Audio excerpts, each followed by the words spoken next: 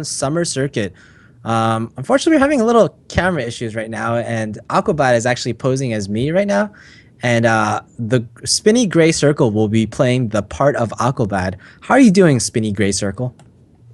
Spinny Grey Circle is doing wonderful. It wishes that I would catch up and actually show the cameras, but technology, it has that thing.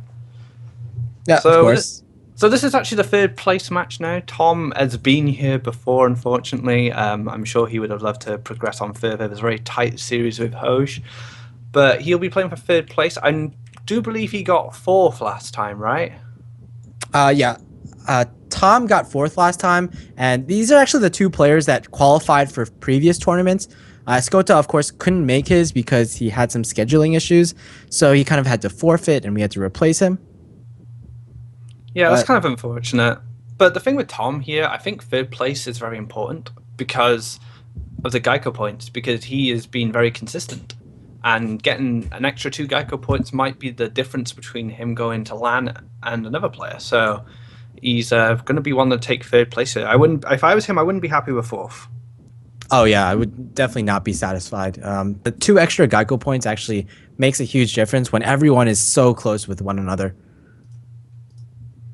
And this Uh, is this is kind of the brilliant thing about the GEICO points. It awards consistency. And Hearthstone, the nature of the game is sometimes you can be inconsistent at if you control because of RNG and bad draws and other such things. But as someone who works hard and like Tom does and plays a lot, it awards consistency throughout these tournaments, and that's the one thing I love about the Geico points. Yeah, well, speaking of consistency, it's not something Escota has this game at least because he did not draw world growth, so he's going to be at definitely a disadvantage here. We definitely see the interesting Agent of War tech, and it's something that I've seen, especially a lot of tournament players tech in. It's basically you're just running regular mid-range Druid, but you happen to have one or two Ancient of Wars in just to tech in against number one aggro. And also number two, Patron Warrior, because Patron Warrior, it just often has those executes early on. It uses them like willy-nilly against Druid sometimes, and just doesn't have the removal to deal with Ancient of War. But on the flip side, that's when techs like Shield Block and Shield Slam come in, and they can deal with the Ancient of War no problem. See, the first player I saw to have some success with this was it Hawkeye in DreamHack. I'm pretty sure his druid actually ran two Ancient of Wars, and I was quite unfamiliar to it until DreamHack, and it's quite a cool tech idea to deal with the patrons because obviously druids don't have that kind of easy matchup like they used to do with warrior. Because once patron came along, it kind of flipped the druid warrior matchup Oh yeah. around completely because for the most part, patrons just need to get 2 to 3 patrons out on turn five or six, just an inner rage with a whirlwind, and the druid struggles from then on. Yeah, I've seen it a lot in not perhaps not in like invitational tournaments, but a lot of open players or just people playing in open brackets tend to use it a lot. For example, in ESL Legendary Series, like in the last chance qualifier, almost everyone who played Druid had it. Amaz, Reynad, even, and a lot of other open players they teched in two Ancients of War in their Druids.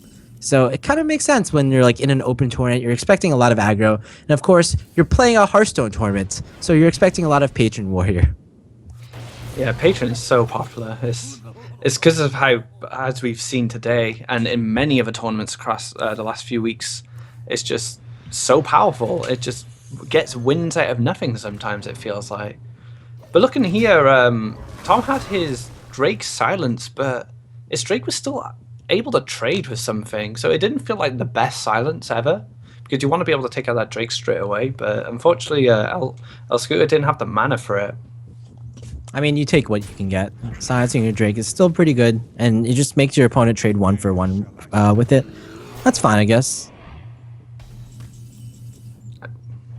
And now here's kind of a dilemma here. Okay, you can okay, Hellfire. It's pretty much like I was gonna say like you might want to use one of your dark bombs, but again, that's your win condition or at least one of your win conditions, so you might be reluctant to throw it out there. Whereas dark bomb, or rather, whereas Hellfire, not a valuable card in this matchup. There's not a lot of minions in Druid that have 3 HP or less, and it's basically you're looking to snipe off some shades there, which is probably like not a common scenario, especially since your opponent hasn't played a shade yet in the earlier turns. So there's a very good chance he might not even draw them later on. Tom actually has 2 Soulfires and 2 Dark Bombs here, so he has a lot of what he needs for later. But I think the problem with Soulfire is it's a very hard card to use as removal, because a lot of the times everything I see, like a lot of the stuff Mally Lock has in its hand, it needs, and it's better as a kind of a finisher. Oh, this is very well played from Tom, actually, using that Abusive Sergeant to put that Ancient of War into a 7 attack and BGH it, which really shows kind of like the utility of the Abusive Sergeant in this deck. It almost seems like a weird card to have in it, but it does give it that form of utility because it does run 2 BGHs, so it does have the option of being able to bump stuff's attack up and be able to take him out, because sometimes these BGHs can be dead cards against certain matchups, so Abusive Sergeant gives it that little bit more reach. So the Forazin's going to come down here. It's going to get some tremendous value on these cards. The Force of Nature is one that is always good to have reduced, even if you don't have Savage Draw, because you can get the combo a little earlier and it can throw your opponents off. Like, it can really surprise people. And you have to start thinking then, if he does have any pieces of combo, do I have to play around it? So it does create that kind of dynamic with your thought process when you're playing. Oh yeah, definitely. And you have to be thinking at this point, what do I do here? Like, I have 2 Soulfires, I have 2 Dark Bombs, so do I play for my win conditions, even though I have such a good board right now? Do I just like want to end the game as soon as possible? I don't think like you necessarily even need Emperor or Malagos here, because if you can apply enough pressure in the next few turns, trade this Emperor off, do 5 more damage to face, you might be able to just win the game with a combination of like the Azure Drake spell power plus the various spells. Yeah, that's actually a good line of play there, and it looks like he is taking the more aggressive stance here, because he had a very good discard on his Soulfire there. He didn't discard any of his other burst spells, so yeah, Tom is taking, like you said, the initiative here. He went up kind of a different approach, but it still kind of achieved the same thing. Now, how scared are you as Skota right now? You've just seen so much damage coming out of your opponent's hand, and right now there's actually 7 burst damage here, so Azure Drake swipe, pretty good here. And it also, like, yeah, Mega Swipe. It basically puts your opponent in, like, he has to be the one that's afraid of getting a combo to death. It's just kind of a back and forth of fear right now. So Scooter's managed to sustain now. So now Tom's on the defensive, and now if Tom was, it doesn't matter. That's lethal. Oh, what a top deck! Yeah, I was actually thinking, is there anything you could top deck here? Because he's already used both Soulfires and he already used both Dark Bombs. But yeah, that's some more direct damage to face. And I believe that was the only card that actually could have made a difference. It's actually interesting that that card made that much of an impact, considering you mentioned that Gara actually dropped them recently, and that card actually managed to push lethal for Tom, taking game number 1. So it has a lot more utility than I imagined. I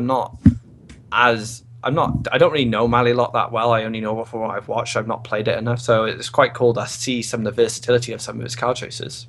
Oh yeah, definitely. I remember reading some interviews from some Blizzard devs that when they were actually releasing the Blackrock Mountain expansion, like 1 week before the release, they actually were considering nerfing Blackwing Corruptor because they thought it was too strong. But right now, I feel like it's kind of like in the exact right position. Some people compare it to Fire Elemental, but I think it's like overall actually a lot weaker than Fire Elemental. It's not as strong because, first of all, obviously, you need a dragon in your hand, so it's a conditional card. And second of all, 4 HP in Hearthstone matters so much more than 5 HP, or rather 5 HP is so much better than 4 HP because everything does 4 damage. Death Spite, True Silver, Eviscerate. Whereas if you compare the things that do 5 damage, you have like Demon Wrath. You have, what else do you, I can't even think, Starfire, Starfall. Very uncommon cards, basically. Yeah, and a lot of the kind of cookie cutter choices in most decks these days can punch through it quite easily. Shredder being a big threat to it, unless it takes out the Shredder first, of course. But Fire Elemental is also more consistent, like you said. It's not situational. But it's, like you said, I think it does. I do agree. It's kind of in the right place, in the right deck. it's a good card, but it's not, say, as good as Fire Elemental, because Fire Elemental is a Shaman exclusive card. It's very similar, but it's nice that Shaman actually get that edge because it is their class card. So we have kind of like the typical battle between Innervate and Wild Growth here in Druid versus Druid. And it's a kind of funny dynamic because typically almost everyone would say the Wild Growth Druid is favored. Or rather, the Druid with the Wild Growth in his opening hand is favored. But I've actually seen when the Innervate player gets a Pilot Shredder on turn 1, it's usually they are the ones that win. Because it's kind of like when you're playing Zoo against the Druid with Wild Growth. Sometimes you still can't sustain because they get just too much damage early out in the first few turns. And a Pilot Shredder innervated out on turn 1 can definitely do at least like 12 damage in early turns. And then you're just playing defensively the entire time, even though you have the mana advantage, that you make poor trades overall, and your opponent eventually will be able to combo you down. But this is a completely different game here. We're going to actually see innervating out an Emperor Thorazane. So that's kind of like a Wild Growth, right? Yeah, pretty much. And you get some really good cards reduce here. Gets a cheaper swipe. Cheaper keeper is always nice. These Harrison Jones in both hands are not going to do anything. They're just going to be bodies. They're going to be throwing down. But yeah, Forest Sun is fantastic for Druid, and especially early. And if they can't, I mean, Elsko is going to have a way to deal with it here, but it is going to cost him his Shredder, or at least. Oh, he's actually going for face here. So what's he planning? If he goes for face, so I imagine it's going to cost his Shredder. Yeah, if he goes for face, I would have to imagine a Sylvanas. I think his reasoning here is that if he goes for the option to clear off this Thorzen, he'll either have to Hero Power and Force of Nature, or Savage Roar. And if he does that, he's not developing anything else on his board. He doesn't really just want to throw a big game hunter out there willy-nilly. So he's actually in a very difficult decision right now. Yeah, it's tough because he has to leave. This Horizon's going to get more value now, and we see a silence in Tom's hand as well, so it kind of makes this play really bad for him. Although it's like you said, I think it's the right play because having a minion on the board is so important, and Hero Power just as your only play for turn 5 is so weak. I think I would like to see Silence and actually go for face here. Just to like put on more pressure on your opponent. You're the one that has the initiative. You're the one that has the shade. And you're the one that also is going to have a cheap Force of Nature on the following turns. We, of course, see Choose One bug. The Choose One bug affecting Druids once again. So we're going to get that fixed for you right away. But I think it was panning out for it to be a silence on the Sylvanas. Direct damage to face with the Emperor. Getting more reduction cost. Putting more pressure on the opponent. And yes, I believe that's what happens. Yes, that is what happened. Yeah, the more aggressive line of play as well also may suggest to your opponent that you do have combo. It's a good little mind game you can play if you decide to go that route, because it puts them in a bit more of a panic, and they may feel they need to protect themselves more than they actually do. I think this is actually a very good trade as well. I hadn't considered it initially, but because you saw your opponent, he didn't have a good way to deal with the Emperor on the last turn.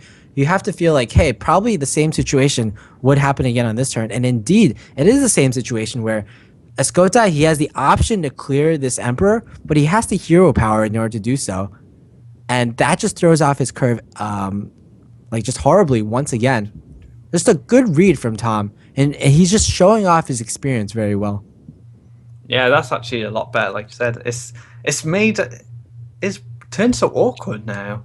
Because he has to leave that Farson again, unless at the cost of. If he decides to clear it, it's going to cost him board. If he doesn't clear it, he develops more of a board, but Tom gets more value, and it's looking really tight. He needs an innovate from that draw there, I think, but even then, it's not the greatest. Yeah, judging from this play, I would have to think. Tom is going to make a similar play on the next turn. He's going to go for the play that clears the board as much as possible in order to hopefully get another reduction from Thorzen, because you have to expect my opponent has played like okay, so he's going to put more pressure on the board. That's good as well, and clearing off the Azure Drake, just be wary of swipe. I was thinking like maybe another play was to get like clear off the board a bit with the swipe, and then on the following turn, um, just like making sure his opponent can't fit in a hero power once again with his turn, which is probably going to be Ancient of Lore.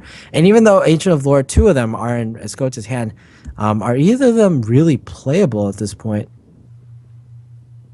You want the pressure. You do. It's just nothing seems good. That's the problem here. You either want the card draw, so you draw into more options, or you want the reduction. But the problem, I mean, Tom is not being punished by swipe here because he doesn't have it available, and he's got such a frustrating turn. It's very tough. Yeah, there's 15 damage on board, so very obvious lethal in hand right now. And you have to be wondering, is there anything that Escota can even clear efficiently here? And he just like gives up. He's like, no way I'm dealing with this board. That was an excellent play from Tom there. Seeing that he couldn't clear it efficiently without sacrificing a minion, without sacrificing developing this board. And wow, Tom just steamrolled that game. But having the forest on that early is massive as well. So Tom did have a very fortunate draw there, having to innovate to get it out quite early. So Tom's actually 2-0 up now, just got the Patron Warrior left, and that's a deck that can do anything really. So it's looking pretty bleak for El Scota now. Yeah, the university professor is just unfortunately falling a bit short here. He made it so far deep in the first qualifier we ever ran in the ONOG summer circuit. He's made it so far yet again, but going out fourth place, it's definitely not what he wants. Tom, on the other hand, he's looking for those GEICO points, and if he gets them, he can possibly directly qualify into future tournament number 2. So both players, one player has like a lot on the line in terms of he has his pride on the line. The other player actually like he has something on the line. He can qualify for something, which in turn can qualify him for a trip to America once again. So that's something definitely Tom will be looking for. Yeah, like I said earlier, it's such an important game for Tom, more so than maybe El Scota because of Tom's current consistency within this tournament. And Tom's playing really well. He's playing exceptional so far. So it's a shame for him. He didn't manage to push out the win in the winner's side, but yeah, it's looking good for him. And he gets that early forest on again, but he decides to actually throw it away here. I guess the card draw is just more important right now. And speaking of card draw, well, I definitely see a lot of card draw here. wow. And a battle rage. Wow. So he just drew all his card draw. That's pretty good. I think all he needs now is like a death spite in order to round off this hand, and he's like just really golden. Meanwhile, Escota, I don't know about this hand, man. So on Tom's side, he's going to be drawing all those cards, going straight to the combo, whereas El Scota is maybe going to RAF an Acolyte or two. And, well, basically his hand is completely reactive here, so RAF, swipe, so on and so forth. He's gonna be able to deal with these Acolytes so efficiently, and these Gnomish Inventors so efficiently. Like, he has spells that deal 3 and 4 damage. That's perfect, right? Absolutely perfect. And then when that Patron combo comes flying out, and he's there like, well, I had to RAF Acolytes for the early game. What am I going to do? The Shredder is definitely a good pickup for him, though, because at least now he doesn't have to RAF. He does have the option of just developing the Shredder, and then the Shredder can challenge the Acolyte then. But the only issue with that is you leave the Acolyte there, and it can start getting some real value. Yeah, and another issue is that because you've already shown Ancient of War early on in the series against the Malagos Warlock, now that's not a surprise to Tom. And now this Ancient of War is going to be a lot weaker. You really want to like kind of save that card as a surprise, especially against Patron Warrior, because you want Patron Warrior to use out the executes early on. Whereas in this game, because Tom knows about the Ancients of War, he's going to be more likely to save those executes. Yeah, like you said, he's not going to just throw them away just for some board control now. He knows these executes have very specific targets if his board can't deal with it alone. And he's actually going to use the Innovate here. So he does not really value in a turn 5 Ancient of War here. He sees more value reducing the card draw Tom can have. How do you feel about that? Do you think the Ancient of War next turn is more valuable than Tom drawing more cards? He already has tons of cards anyway. I think I think Escota's rationale there was that because he went for the Wrath turn on the previous turn instead of going for the Pilot Shredder, he should stick with the same philosophy. He's playing around Cruel Taskmaster or some kind of Whirlwind effect there, so he should probably do so consistently.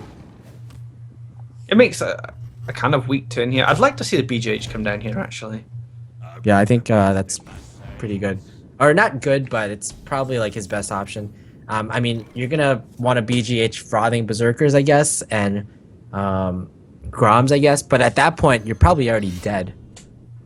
Yeah, I think he's too far behind to be thinking about that. He needs just to put some pressure on the board. And like you said, Tom needed a Death Spite to round up this hand to make it perfect. And he had one the turn before. He's now developed it, and he's got it ready if he needs it for that Patron combo coming up. A Forest would just complete this hand, 100%. Yeah, just like the Zombie Chow would complete you. Complete me. Complete me completely? Yes. Yeah, me and Zombie Chow don't get along anymore. We've had some fights, some arguments. Some harsh words were said. Signed the divorce papers already, I guess. Yeah, it's just not working out. I guess Welsh Zombie Chows are just not that great. We need to meet some more foreign ones. And then we have this kind of board here from the Patron Warrior. And this is kind of like the win condition against Druids as Patron Warrior. There's basically nothing that Escota can do. He can go for the Ancient of Lore or Ancient of War, hope that everything trades into this Ancient of War. Basically, that is literally his best option. And this is what makes this deck so scary against Druid. You don't need Warsong Commander. You just need 4 patrons, and most of the time you're not going to have a board because you're going to have the Death Spite to clear up a lot of their mid-range threats. And as soon as you throw all these patrons start coming out, the Druid just sits there going, well, Swipe's useless. Do I really want to Force of Nature that? Force of Nature doesn't even clear it. So, and this is where it's such a bad match. Yeah, we're going to see Warsong Commander and Unstable Ghoul here. Probably one of the rare circumstances where you actually see get this combination. In addition, the Battle Rage is going to be huge. So he doesn't even need an Execute here. So Tom just threw out that was an error. I think he overdrew. Oh, yeah. Oh, no, he put himself...